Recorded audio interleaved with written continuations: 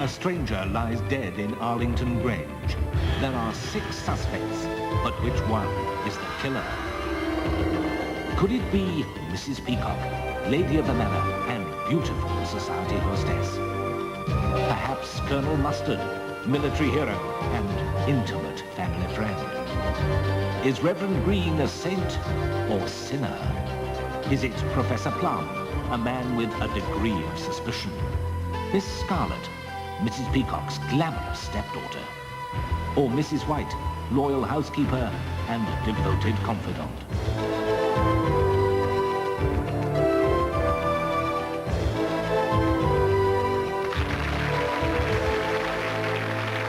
Your host for Cluedo, Chris Tarrant. Thank you.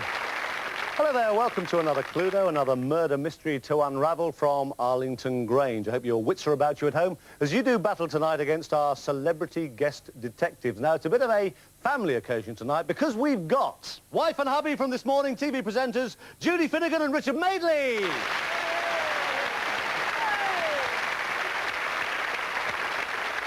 And by jingo, it's a bit of a Mensa meeting tonight because against them, wife and husband team, TV presenters Maggie Philbin and Keith Chegwin. Hello. First of all, I want you to know that the murder was committed with one of these 6 weapons, but which one? Was it the funeral urn, the scarf, the glass of champagne, the revolver, the paperweight, or the cake knife? Now, the murder was committed with one of those 6 weapons, and it was committed in one of these 6 rooms. But which one? Was it done in the kitchen, in the study, in the dining room, in the drawing room, in the billiard room, or in the library? Okay, you'll be meeting 6 suspects. You've seen the 6 weapons. It was one of those, and it was done in one of those 6 rooms. But first, the evidence. It's a bit of a special day at Arlington because 2 of the village's best-known local faces are about to walk up the aisle. It was ordained for the mutual society, health and comfort that one ought to have of the other, both in prosperity and adversity. To which holy estate these 2 persons present come now to be joined. Therefore, if any man can show any just cause why they may not lawfully be joined together, let him now speak, or else hereafter forever hold his peace. This whole thing's a farce! Jack! Oh, my God!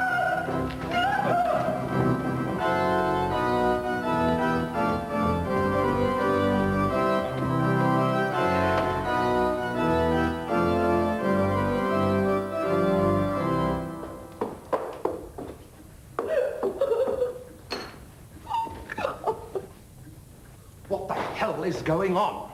You were there, you saw him. My darling, I don't know who that man was. Jack Peacock. Elizabeth's second husband. You must be Colonel Mustard. What? But you can't be. I mean, you died in Bolivia. Those are your ashes on the plinth. Really? Oh, I thought you could have run to something better than this, Elizabeth. Why didn't you tell me you were still alive? Oh, well, you see, the authorities in Bolivia can get very heavy-handed with people they don't like. So, it was healthier for me to, how should I say, disappear for a while. I grieved for you for 3 solid years. Darling, the only grieving you ever did was when you spilled red wine on your Arctic fox. But why today, of all days? I'd have thought that was obvious, to save you from a terrible mistake. And after all, this is my house. My ancestral home.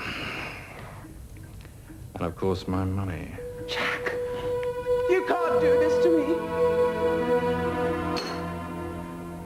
Oh, is it safe, Mrs. White? Oh, no, Vicar. It seems we're all going to be given our cards. Ooh, I could murder that man, I could. Heavens, I hope not. He's chucking Mrs. Peacock and Miss Scarlet out of the Grange. They're going to be broke. Broke? But the auto screen, what about the auto screen? Oh, yes. Didn't it look nice? It made the church seem completely different somehow. That scream was Mrs. Peacock's wedding gift to the parish. And, oh, heavens, a wicked thought. She hasn't paid for it yet. £15,000, Mrs. White. What I don't understand is why he went to Bolivia in the first place. I think Professor Plum can give you a better explanation than I can. A young South American student of mine claimed to have discovered a new wonder drug in the Bolivian jungle, a cure for the common cold. The financial implications were staggering, so we thought we'd investigate. Jack went on ahead. A month later, he disappeared and the expedition collapsed. I lost everything. Money, reputation. So the drug was never found? Oh, yes, it was. But somebody tipped off the police that I was a narcotics smuggler. I didn't stand a chance. Won't you be lonely in this house all on your own, Jack? Lonely, Elizabeth? Lord, no. You don't think I lived like a monk in Bolivia, do you? But Peter will make a lovely lady of the manor. Delicious cake.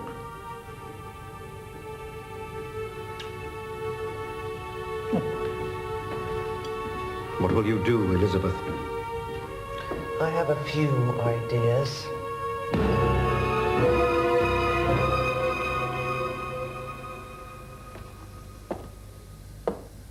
Headache? Are you surprised? Billiards? Oh, you've grown, my girl. I'm not your girl. True. It's a pity you miss out in all this, isn't it? Maybe I don't have to. We've always got on well, you and I. Common enemy and all that. Maybe we could come to some kind of compromise. And give your stepmother ammunition in the divorce court. Don't be silly. Talking of ammunition, do you always carry a gun? Old habits die hard. May I see? What's mine's my own.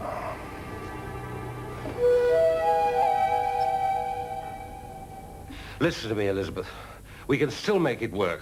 Darling, there's no way that we can get married now. We both need money to survive. Of course, if you had any income at all... But I love you. Does that count for nothing? It's not enough for me, Mike. There are richer fish in the sea, and I intend to catch one.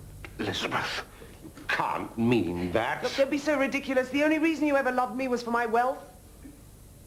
I'm afraid it's all over between us, Mike. Of course, you could reapply when you're rich.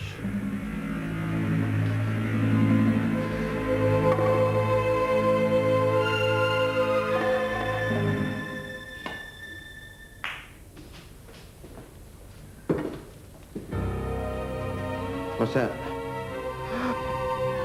You smuggled some out. How much? Anything you want. Let's start at 50,000. Well, you know I can't lay my hands on that sort of money. Too bad, old bean. What are you doing? No. Why? I'd have paid. I'd have found the money somehow. Well, that's better. Oh, don't worry. There's plenty more where this came from.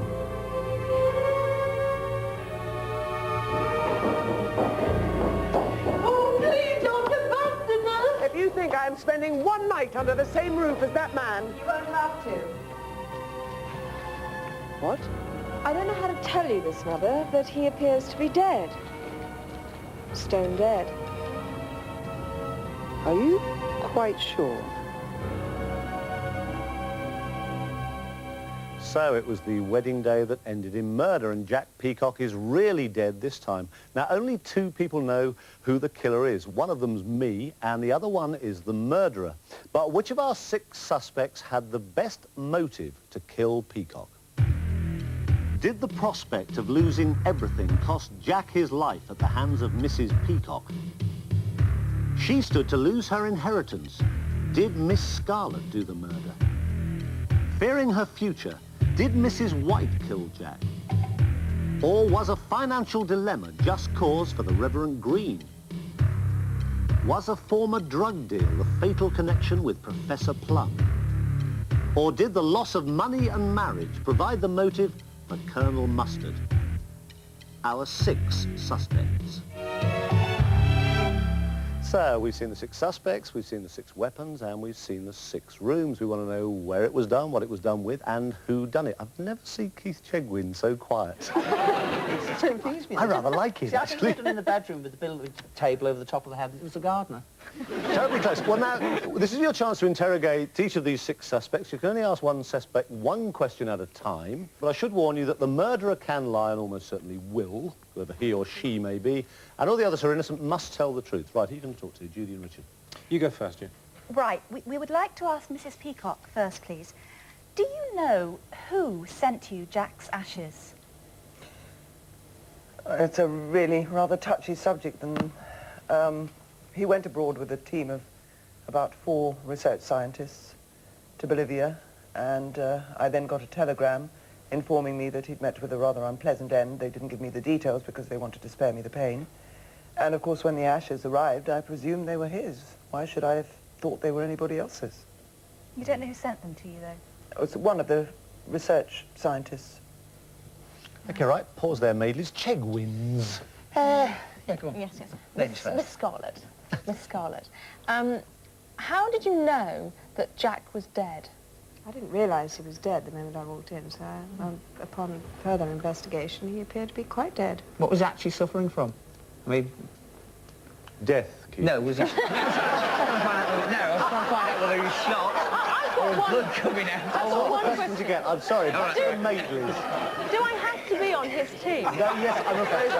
It's a husband and wife family occasion and you have to be on your husband's team, yes. There's room for right. here. Judy and Richard, go on. All right, one more. OK. Good evening, Professor Plum. Good evening. Good evening. Please. Do you know who tipped off the Bolivian police about Jack? No, I have absolutely no idea. I assumed he was dead. And when I saw him in the church for the first time, I was very surprised, but I have absolutely no idea who could have tipped him off. There was a rumor floating around that day that it was a scurrilous rumor that it may have been Mrs. Peacock. Oh, come on, Professor. Why would I have tipped anybody off that my husband was a narcotics smuggler? That's why I said it was a scurrilous rumor. Thank you. OK, right. Maggie Keith. Colonel, Yes? were you marrying Mrs. Peacock for the money? What an utterly cynical suggestion. I might as well ask the same about you. Do I have to answer that? He did. I think we would like to answer, actually, Colonel. I was very much in love with Mrs. Peacock. Right. Thank you, I Mike. didn't marry her for her money at all. Obviously, if we had been married and there was no money around, it would be rather difficult. OK, one more apiece. Judy. Richard. Right, OK. Vicar, Reverend Green, please. Good evening. Good evening. You were terribly upset about this business of the altar screen. Unusually upset, it might seem. I mean, why were you so upset about that? Unless, of course, you had some sort of financial involvement yourself. Well, indeed, yes, of course I did, because I had paid for the altar screen in anticipation of Mrs. Peacock's money. So you're in some difficulties now? Well, yes. To the tune of £15,000? Yes. Thank you. OK, last one. Mrs. White, why did you think you were going to be given your cards? Well, I'd been at the Grange when Mr. Peacock was there, when he was alive. Well, before we thought he died, and I never liked him, you know. Never fancied him at all.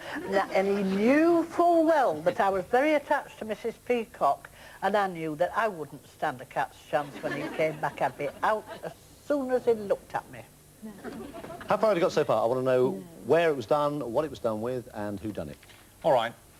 This is a very early deduction, but we think we're on the right track. We think that the murder was committed in the billiard room. Do you want to tell them what the weapon was? With the funeral urn, we think that was the weapon. And I'm sorry to say, Professor, we think that you're the killer.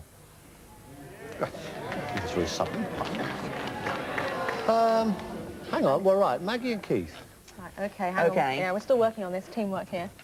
Well, we reckon it could have been done in the library. And we reckon with the Reverend's scarf. And we think it's the Reverend. Beg your pardon. Sorry, A man of the cloth. He was suggesting he thought it was you, Reverend Green. Right, so scarf. I'm a man of the cloth. Well, now, let's go through your thought processes, Keith. It shouldn't take long. I always get it from him on his show. Come on, you said to me it was in the library with the scarf and you think it was the Reverend Green, right? Oh, gosh. I think because he was so upset about losing the money, the £15,000, he was wearing the scarf when he came into the house, and he grabbed it very tightly. It was cold outside. It wasn't inside. I'm not sure why I think it's the library, actually. I think that was a wild guess. Wild actually. guess. It was in the library with the scarf and you think it was the Reverend Green. Of those three, where, what and who, not one single one is correct. Brilliant. But in a funny sort of way that does help because at least you do know that the Reverend Green is now totally innocent. Thank you. Thank you, Robert. Richard and Judy, you said the billiard room, you said the funeral urn and you said Professor Plum. And I can tell you that 2 of those 3 are correct. So we're getting quite close, I think, to who killed Jack Peacock. Join us again for more Cluedo in a couple of minutes.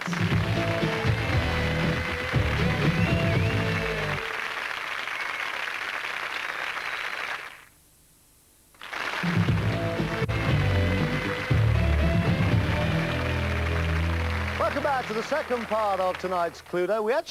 I think we're probably doing terribly well. We're trying to find out who murdered Jack Peacock at Arlington Grange. Now, Judy and Richard Madeley have said it was done in the billiard room, they said it was done with the funeral urn, and they said it was done by Professor Plum. And I've told them that 2 of those 3 are correct. Against them, the Chegwin family have said library, done with the scarf, and that it was Reverend Green, and I told them that none of those are correct. But actually, at least it does mean that the Reverend Green is innocent. He can continue to be interrogated, and all his answers must be the truth. Only the murderer, he or she, can lie and probably will. Right, now, a little bit more evidence. Back at Arlington Grange, Reverend Green is quickly learning that money is the root of all evil. But what will I do? I don't have that kind of money. They'll sack me. Join the club. Darling, there's no way that we can get married now. We both need money to survive. Of course, if you had any income at all... But I love you. Does that count for nothing? Do you always carry a gun? Old habits die hard. May I see? What's mine is my own.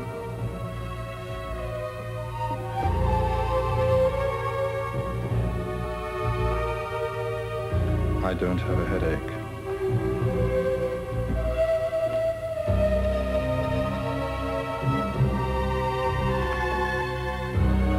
Excuse me.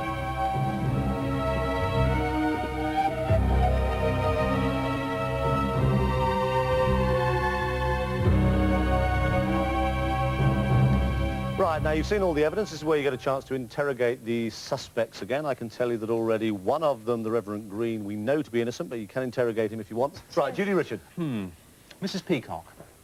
Now, Peter, who Jack mentioned. Now, Peter can also be a woman's name, can't it? Peter can be spelled P-E-T-A. Peter? Yes, Peter was the name that Jack mentioned to you. He said that Peter would make a good replacement for you. No. He said Pepita. Pepita? Yes, some nasty little whore he'd picked up in Bolivia. Fine. And that actually rules out one of our last options there. Thank you very much indeed. You're very welcome. Right, so on the strength of that, whether it's any help or not, I don't know. Judy Richard, now I want to know where it was done, I want to know what it was done with, and I want to know who done it. And you had 2 out of 3 right before. I know. Right. Which 2? Ah. All right, well, we'll still say it was done in the billiard room. We'll go for the paperweight, I think, as the murder weapon, but we're going to stick, aren't we? And stick my neck out for Professor Plum. You did it, son. Call him son. He's innocent till proved guilty or not. Now, I can tell you had 2 right before. Now, after another 5 minutes of intellectual battle, you've got 1 right out of 3 now. Well, that's... So I can tell you that 1 of those is correct, but 2 of them are wrong. Right, Keith and Maggie, can you take it? Ask a question. Mrs. Peacock, you know, when you actually fled the church from your rage and what have you, were you actually doing a bit of play acting there?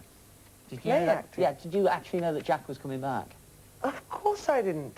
I was deeply upset. I mean, I was marrying Colonel Mustard, whom I cared very deeply for, and suddenly in the middle of the ceremony I heard this voice who I thought belonged to somebody who'd been dead for 3 years. Did Jack actually say how he heard about the wedding?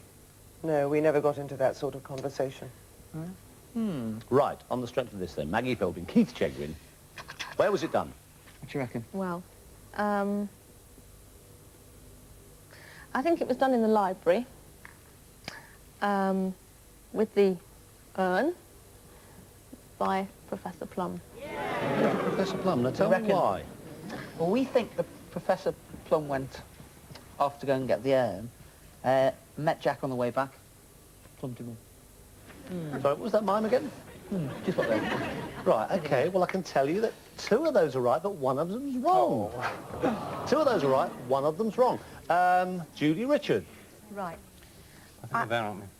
Yeah. I think Professor we're there, Plum. confidently. Right, Professor Plum. Professor Plum, is there something about that so-called wonder drug which apparently did nothing less innocuous than cure the common cold that you'd rather people didn't know? No, I mean, it was something that was going to cure the common cold. Have you any idea of the financial implications? If someone had a drug that would cure the common cold, you could make millions and millions. But Professor Plum, we all know about Bolivia and the narcotics connection. Did it not cross your mind that perhaps there might be some aspect of that to this? Never. Right. Right, come on then, now don't forget, the 5 of them are innocent, and the innocent must tell the truth. The guilty one, the murderer, can lie and probably will. Right, now, where was it done? Well, we've changed our mind about the billiard room. We thought it was too obvious to begin with, but we now think the murder was committed in the drawing room. Drawing room. So in the drawing room now, yeah? Go on then. We'll still stick with the funeral urn. Sure, that's the weapon. Because we think that actually held the drugs. I'm sorry, Professor Plum. We're convinced that you're the killer. Sir, just tell me again your reasoning. Professor Plum knew all along, of course, that the ashes are there. He thought possibly that Jack was dead. What he didn't know was that the drug, which as we saw later in the first film, had in fact been taken out in Jack's supposed ashes. That was where the drug was all along. When you discovered that, and we're not sure how you discovered that, but when you did, you went to get them. There was some kind of struggle between yourself and Jack, and you killed him with the urn that held his supposed ashes, which we thought was quite a neat, ironic twist. But murder nevertheless. No wonder you married each other. I can tell you it was the drawing room, it was the funeral urn, and it was Professor Plum. Very good.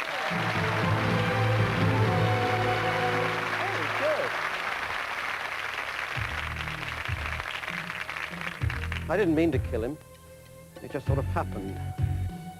Jack took me into the drawing room, and then he took the urn down off the plinth, the urn that contained his so-called remains. And he tipped the contents out onto the table. And in among what looked like ash was a plastic bag of the drug. And as he sat there examining it, I realized that I didn't have to share the discovery with him or anyone else. So I picked up the urn and... The wonder drug turned out to be soluble aspirin, no doubt stolen by Indians from careless missionaries. So it was Professor Plum who killed Jack Peacock with the funeral urn in the drawing room. Our apologies for wasting the time with the other 5 of you. You are innocent, you are free to leave. Only Professor Plum must remain behind for the rest of his life. And that's it from Cluedo. I hope you did as well tonight as Madeley and Finnegan. They were quite outstanding. Our commiserations to Maggie Philbin and to Keith Chegwin. Okay. But congratulations to Judy Finnegan and Richard Madeley. Yes. And that's your lot from us. There'll be some more murder mysteries to solve next time on Cluedo. Bye-bye.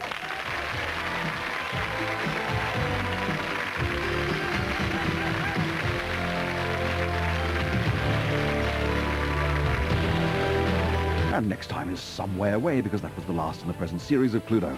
Next Wednesday at 7, the return of Busman's Holiday.